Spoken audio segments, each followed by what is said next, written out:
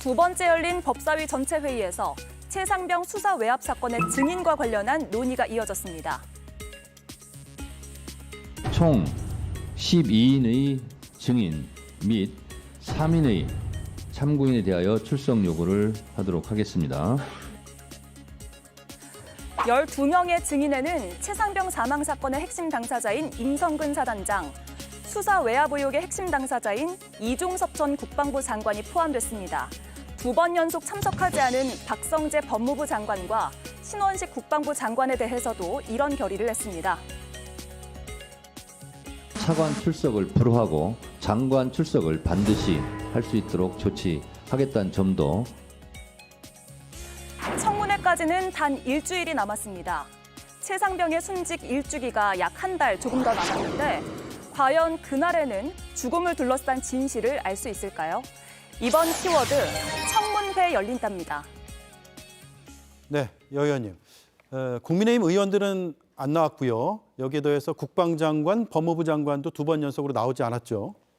근데 이게 이제 한두 번이 아닌 것 같아요. 그러니까 이른바 지금 21대 국회에서 그때 잼버리 사태 때 현안 여가위에서 상임위에서 열려가지고 현안 질의한다고 여가부 장관을 불렀는데 그때 네. 여가부 장관이 다 기억하실 겁니다. 갑자기 의회 국회에 출석을 했다가 여당이랑 같이 해가지고 갑자기 이제 뭐 보이콧하면서 그래가지고 막 뭐 화장실까지 쫓아가고 뭐 이런 일이 있었거든요. 그러니까 지금 국민의힘은 약간 집권 여당의 이 책임감을 약간 좀 망각하고 있다. 지금 이번에 국회 본회의장, 국회의장 출범할 때도 아예 네. 보이콧하고 지금 상임위도 전체 보이콧해서 자체적으로 특위를 만들어가지고 대응한다고 하고 있는데 저는 집권 여당의 뭔가 이 책임감을 다 버리는 이거 방기하는 이런 태도에 국민들이 굉장히 많이 질타하실 것이다 이런 말씀을 드리고요. 네. 오늘 법사위 같은 경우에도 지금 정청래 최고위원장이 정청래 지금 법사위원장이 법사위 열었는데 국방부 장관이랑 법무부 장관이랑 관련자들이 전혀 안 나오고 있거든요. 예. 근데 지금 법사위 같은 경우는 현안이 굉장히 많기 때문에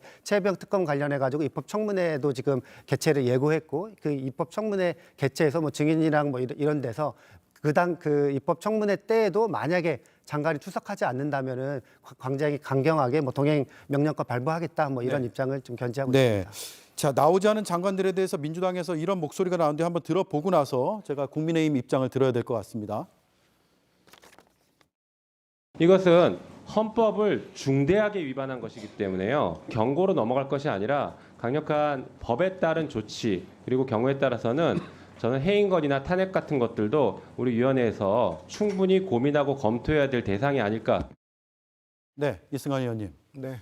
탄핵 해임 얘기까지 나왔거든요. 지금 법사위에 왜 장관들 나오지 않느냐, 그리고 왜 여당 의원들 나오지 않느냐라고 하고 있는데요. 제가 민주당에 묻고 싶습니다. 민주당, 국민의힘 법사위 위원들, 우리 당 의원들 누굽니까? 우리는 한 번도 상임위 구성 명단을 제출한 적이 없습니다. 저 법사위 자체가 민주당의 힘으로 밀어붙여서 여당에게 가야 될 상임위를 빼앗아간 것이고 그리고 일방적으로 정청래 법사위원장을 임명한 것이고 그리고 법사위 회의도 일방적으로 열었고 이 청문회 자체도 여야 합의 없이 그냥 일방적으로 구성한 것입니다. 네. 그러한 지금 회의에 왜 나오지 않냐고 하는 것 자체가 저는 여당에 대한 겁박이고 의회 정치에 대한 파괴라고 생각합니다. 그리고 여기에서 최상병 참고인 조사 청문회 하면서 증인 신청하고 참고인 나와라라고 하는데요. 이 행위 자체는 지금 수사되고 있는 사건에 대한 명백한 외압입니다. 지금 이 부분에 대해서 경찰에서 그리고 공수처에서 수사하고 있는데 그 관련인들을 모두 다 불러내가지고 마치 대제의 신문 시키겠다라고 이종섭 장관하고 누구하고 대제의 신문 시키고라고 하면 그 수사를 하고 있는 수사 담당자들은 어떻게 생각할까요? 자신의 수사가 침해받고 있는 것입니다. 수사에 외압은 없어야 된다. 이거 국회에서 밝혀야 된다라고 하면서 네. 본인들이 외압하고 있다는 것에 대해서는 분명히 좀 인지를 해야 된다고 생각합니다. 그리고 지금 이것뿐만이 아니고 이 다음에는 검사 탄핵하겠다. 그리고 또 법안으로 겁박하겠다라고 하는데 이거는 여태까지 대한민국 헌정사에서 있던 적이 없던 것입니다. 법사위 그대로 먹고 의장 그대로 먹고 해서 법안 내서 통과시키겠다고 하는 거는 이거는 이 입법권에 대한 침탈이라고 봐야 됩니다. 네, 김성열 위원님. 장관들이 상임위에 나오지 않아서 법적 조치가 된 사례가 있나요? 지금 어떻게 규정이 돼 있죠? 장관들이 안 나오는 거에 대해서 해임 건의 등을 할 수는 있죠. 네. 근데 그렇다고 그래가지고 따로 이제 법적 조치를 하기는 조금 어려운 부분은 관리적으로 좀 그렇고요. 근데 지금 국민의힘에서 얘기하는 것처럼 우리가 안 들어갔으니 장관이 안 들어오는 게 당연하다는 식의 논리 상당히 곤란합니다. 일단 민주당이 좀 일방적으로 구성을 하고 국회를 운영하는 것은 맞습니다만 어쨌든 민주당이 법의 테두리 안에서 국회법을 지켜가면서 일을 하고 있고요. 상대편에 대한 배려가 부족한 것은 분명히 맞습니다만 그래도 국회는 입법부로서 행정부를 견제해야 되는 그런 목적이 있고 행정부는 당연히 출석 요구가 왔으면 와서 설명을 하는 게 맞습니다. 이렇게 일방적으로 국회를 보이콧하는 것을 오히려 국회의 구성원인 여당이 감싸면 안 되는 겁니다. 이거는 같은 자기들하고 뜻이 다르고 자기들이 보이콧을 하더라도 행정부는 그래도 국회에 나와가지고 이야기를 들어야 된다. 이렇게 얘기를 해야 되는 거예요. 네. 예. 저는 그래서 국민의힘이 이런 과정들에 대해서 굉장히 일방적이고 안 좋다. 그리고 뭐 수사 외압이다. 그런데 제 생각은 좀 다르긴 합니다. 그 수사 외압이라고 보기보다는 수사가 제대로 이루어지지 않았기 때문에 지금 이런 거를 하고 있고요. 이건 빨리 국민의힘이 법사위에 들어와서 같이 논의를 해가면서 이 부분에 대해서 민주당이 무리한 주장을 한다면 그거에 대해서 국민의힘도 얘기를 해야 되겠죠. 네. 국회 안에서 싸워야 된다는 이야기입니다. 네. 예. 자, 오늘 증인 채택이 이렇게 됐습니다. 박성재 법무부 장관, 신원식 국방장관, 이종섭 전 국방장관 들어갔고요. 박정훈 대령, 김기한 사령관, 그리고 임성근 사단장, 이시원 전 대통령 비서실 공직기강 비서관까지 돼 있는데 지금 민주당과 조국혁신당 위원들만 참석을 해서 이렇게 채택을 했단 말이에요. 필요한 증인들은 다 불렀다고 생각을 하십니까? 각 단계별로 한두 분씩 더 불렀으면 좋겠다는 생각은 좀 하고 있습니다. 예. 네, 그 말씀 좀 상세히 드리기 전에 국민의힘 의원들 빨리 들어오셔서 같이 하셨으면 좋겠고요. 거부권만 건의하지 마시고 오셔가지고 좀 열심히 논의하고 결실을 맺었으면 좋겠다는 말씀 먼저 드리고 예. 이제 증인에 대해서 이야기하겠습니다. 이제 당사자인 임성근 전 사단장이나 그리고 모든 통화의 핵심 인물인 이종섭 장관, 도주 대사까지 이제 하신 분이고, 그다음에 VIP 경로설의 핵심 김계환 사령관, 뭐 다 이제 증인에 들어가 있고요. 그다음에 이시원 공직기강 비서관과 유재은 법무관리관은 각각 대통령실과 국방부를 대표해서 서로 긴밀하게 통화를 하면서 혐의자에서 임성근 사단장을 빼는데 아주 중요한 역할을 한 사람들이기 때문에 당연히 증인으로 들어가 있습니다. 그리고 포 7대 대장이 이용민 대대장, 그다음에 박진희, 신범철, 임기훈, 박성재, 신원생 뭐 이런 분들 네. 다 들어가 있는 건 맞는데 조금 아쉬운 거는 공수처에서 대통령 경로서를 들었다라고 진술하신 분이 계세요. 네. 예, 그때 해병대 공보 정훈실장을 하신 분 계신데 그분도 불렀으면 좋았을 것 같고요. 그다음에 그 기록 이첩을 했던 실무 담당자들 저희 모두 다 봤을 것 같습니다.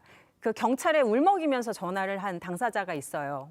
외압으로부터 좀 막아달라, 경찰 좀 막아달라라고 울먹이듯이 통화를 한 게 있는데 그런 실무 담당자들도 불렀어야 했을 것 같고요. 그리고 기록 회수한 다음에 말맞추기 회의를 좀 많이 했다라고 하는데 그 내용을 알고 있는 그 박모 중령이 있습니다. 그분도 불렀으면 좋을 것 같고, 네. 그다음에 혐의자를 2명으로 축소하는데 국방부 유재훈 법무관리관과 동시에 검찰단의 그 김동혁 검찰단장도 같은 의견을 냈거든요. 네. 이분도 같이 불렀으면 좋았을 것이다 자, 이런 생각이 오늘 듭니다. 그런데 법사위에는 여당은 없었거든요. 네. 그럼 야당 의원들이 협의해서 다 부르면 되는 거 아니에요? 앞으로 또 이 뭐 청문회를 한 번에 끝내실지 아니면 더 할지는 잘 모르겠습니다만 네. 그 추려서 핵심으로 12명으로 추리신 걸로 그렇게는 이해를 하고 있습니다. 자, 이렇게 이제 국민의힘에서는 빨리 들어와서 같이 논의를 하고 상임위에 일단 들어와라라는 의견들이 많아서 제가 발언권을 먼저 드려야 될 것 같습니다. 네. 수사가 진행 중인 사안에 대해서 이렇게 국회가 청문회라는 명목을 빌어서 관계자들을 모두 다 불러들인 적이 있을까요? 저는 단 한 번도 보지 못했습니다. 지금 민주당은 지금 언론에 대해서는 애완견이라고 얘기하고 사법부는 완전히 탄핵과 특검으로 장악하려고 하고 그리고 지금 이 국회 회의장 안에 상임위 회의장 안에는 모든 관련자들을 다 불러서 본인들이 재판장이 되겠다고 하는 것입니다. 이렇게 입법, 사법, 행정의 모든 권한을 본인들이 당 안에서 쥐어잡겠다고 하는 것 자체가 지금 문제가 되는 것입니다. 그리고 지금 수사는 두 가지로 나눠서 진행되지 않습니까?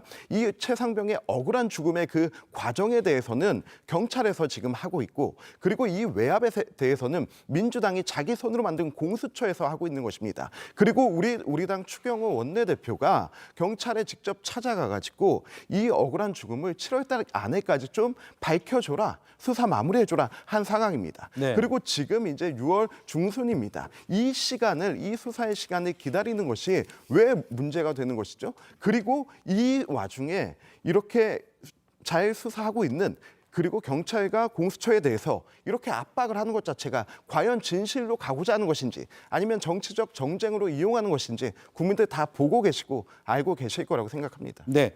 자, 정청래 법사위원장이 증인들이 안 나오면 이런 조치까지 하겠다고 했습니다. 들어보시죠. 방금 채택된 증인은 불출석 시 국회에서의 증언, 감정 등에 관한 법률 제12조에 따라 3년 이하의 징역에 처해질 수 있음을 유념하여 주시기 바랍니다.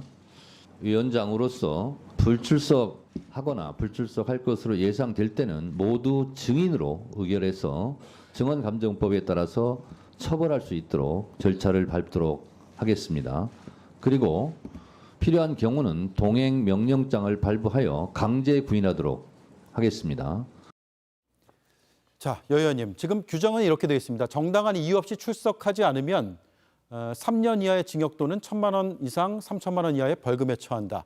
근데 이제 법상으로 이렇게 되어 있는데 실제로 이렇게 처벌이 내려진 경우가 있습니까? 제가 찾아보니까요. 지금 국회에서 동행명령권을 조치를 검토하겠다. 그리고 실제 발부한 사례가 있습니다. 예. 2014년도에 동행명령권이 한번 이제 발부가 됐는데 그때 세월호 이준석 선장 관련해 가지고 국회에 이제 출석해라 했는데 끝까지 안 나왔거든요. 예. 그러고 나서 계속 이제 뭐 좀 언론 보도를 보니까 국회 모독죄다 그렇게 뭐 해가지고 처벌하겠다고 했는데 뒤에 부분은 나오지는 않았는데 그 결과적으로는 참석하지 않았습니다. 그렇기 때문에 이게 이제 뭐 실효성이 크게 있는 것인가 여기에 대해서는 약간 조금 의문을 조금 이제 표하고요. 네. 근데 이제 뭐 정청래 법사위원장 같은 경우에는 과거에 본인이 간사할 때나 그리고 작년 재작년인가요? 그때 이제 가방위원장 할 때도 그러니까 민간인 대상으로 민간인 뭐 기업인 대상으로 이렇게 동행명령권 조치를 검토한 적이 있거든요. 그러니까 아무래도 지금 법사위원장으로서 지금 이제 입법청문회 최혜병 관련된 입법청문회가 원활하게 어쨌든 증인이 나와야 이제 청문회를 원활하게 진행할 수 있잖아요. 그런 네. 것 때문에 이제 뭐 실질적으로 이렇게 좀 압박하는 카드로 이렇게 쓰이는데 실효적으로는 안 나오면은 처벌까지 한 사례는 아직까지는 뭐 좀 찾아보기는 좀 어려운 것 같습니다. 예. 제가 부연 설명을 좀 예, 하면 하시죠. 저희가 이제 벌써 몇 년이 지나서 약간 기억이 흐릿해졌는데 그때 이제 국정농단 국정조사 때 동행명령장이 많이 발부됐습니다. 김성태 위원장이 한 50명, 60명 정도 증인들이 출석하지 않자 동행명령장을 발부를 했고요. 그때 기억하시기에 장시호 씨 하고 제가 기억은 조금 희미한데 조윤선 네. 문체부 장관이 동행명령장을 그때 이제 집행이 돼서 나왔던 걸로 기억이 나고 최순실 씨나 정호성 네. 그 당시 비서관 안종범 수석 같은 경우는 나오지 않았었거든요. 그래서 이제 나오지 않은 사람들에 대해서는 이 국회 증언감정법을 보면은 고발을 하도록 되어 있습니다. 그리고 이거는 아까 여기 저거는 이제 불출석에 대한 이야기고요. 동행명령을 이제 어겼을 때는 또 다른 규정에서 이제 5년 이하의 징역에 처하도록 하는 규정이 있거든요. 국회 예. 모욕죄라는 그 카테고리 안에서요.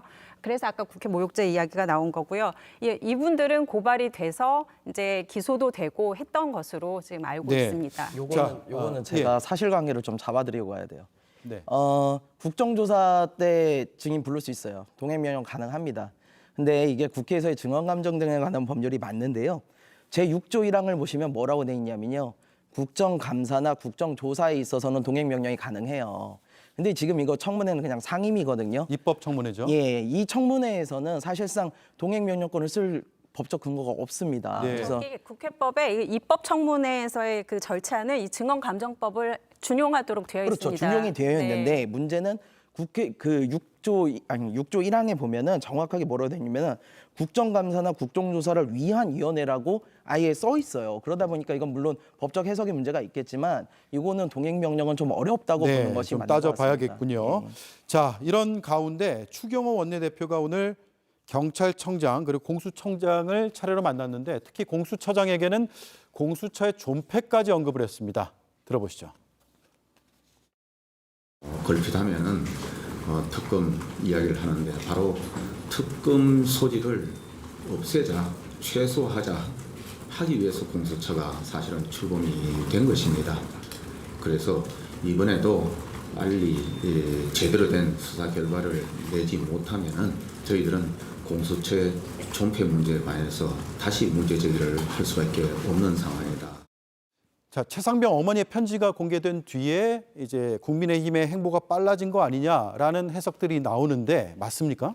네, 최상병 어머니의 편지가 이번에 처음 나오게 된 건데요. 많은 분들께서는 두 번째 편지 아니냐, 예전에 박주민 의원이 한번 돌린 거 아니냐라고 얘기하는데 그때는 그 최상병의 다른 전우의 어머니의 편지였고 이번에 예. 처음 나온 편지입니다.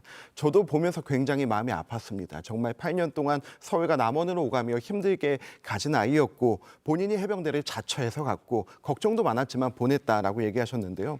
저는 여기에서 몇 가지 포인트를 좀 가장 기억에 남습니다. 먼저 국가의 최대한의 예우를 다해준 윤석열 대통령과 정부에 대한 감사를 전했고 그리고 두 번째 경찰 관계자들에게 호소가 있었습니다. 올해 초면은 결과가 나올 거라고 생각했는데 아직까지 수사 결과가 나오지 않아 답답하다. 그리고 어머니가 알고 싶어 하시는 거는 누가 그 유속이 빠른 흙탕물 속에 들어가서 수색하라고 했는지 그것이 알고 싶다. 어머님은 아주 명백하게 얘기하십니다. 지금 그 수사가 진행 중에 있습니다. 경찰이 진행되고 있는 부분과 공수처가 진행되고 있는 부분이 있습니다. 추경호 대표께서 직접 찾아가서 촉구하고 공수처에 명운을 걸라고 얘기한 부분이 지금 국회가 할 수 있는 최선입니다. 네. 그런데 7월 달이 가도 이 결과가 나오지 않고 그 나온 결과가 국민의 마음에 미흡하다면 저부터도 우리 당부터도 이 부분에 대한 특검을 주장할 것입니다. 그렇기 때문에 이것을 좀 차분히 기다려주고 오히려 수사받는 당사자들을 국회로 불러서 대질을 하겠다라고 하는 것 자체가 수사 외압이라고 생각하고요. 네. 이 어머니의 말씀과 어머니의 당부처럼 경찰이 빨리 결론을 내릴 수 있도록 지켜봐 주는 게 국회 역할이 될 것 같습니다. 네. 자, 개혁신당은 특검 법안에 대해서는 찬성 입장이죠. 네. 그러면 이번 청문회에 대해서는 어떤 입장입니까? 청문회가 특검법을 통과시키기 위한 발판으로 쓰인다면은 찬성을 해야 되겠죠. 근데 죄송한 얘기지만 제가 아까도 잠깐 말씀드렸지만 이거 법률적으로 쉬운 문제는 아닐 겁니다. 제가 보기에는 실익이 좀 없을 가능성이 있어요. 저는 그렇다면 그거를 하는 것보다는 오히려 좀 더 빨리 특검법을 통과를 시켜가지고 본회의에서 해가지고 다시 대통령에게 올리는 게 훨씬 더 맞는 일이 아닌가 이런 생각을 좀 하고요. 그다음에 지금 저는 아까부터 수사외압 수사부끄러운데 좀 듣기가 좀 거북해요. 왜 그러냐면요. 이게 20개월 전에 발생한 일인데 이거 지금 이 최혜병에 대해서 그동안 수사를 잘해왔으면 왜 특검법을 내겠습니까? 근데 특검법이 발의되고 대통령이 거부하고 나니까 이제 와서 속도를 내는 모양이거든요. 이거는 특검 대신에 우리가 수사 잘할게라는 거를 진즉에 했으면 진즉에 추경호 원내대표 같은 분이 진즉에 경찰에 찾아가서 이거 좀 잘해라. 했으면은 누가 그걸 지금 추진을 하겠습니까? 그래서 네. 그동안 수사가 제대로 안 되고 있었기 때문에 특검을 하려는 거고 이제 와서 수사 외압이다? 수사가 잘 됐었으면 그런 거 안 하죠. 그래서 저는 빨리 특검법을 통과시켜야 된다 그런 입장입니다. 다음 이슈로 넘어가겠습니다.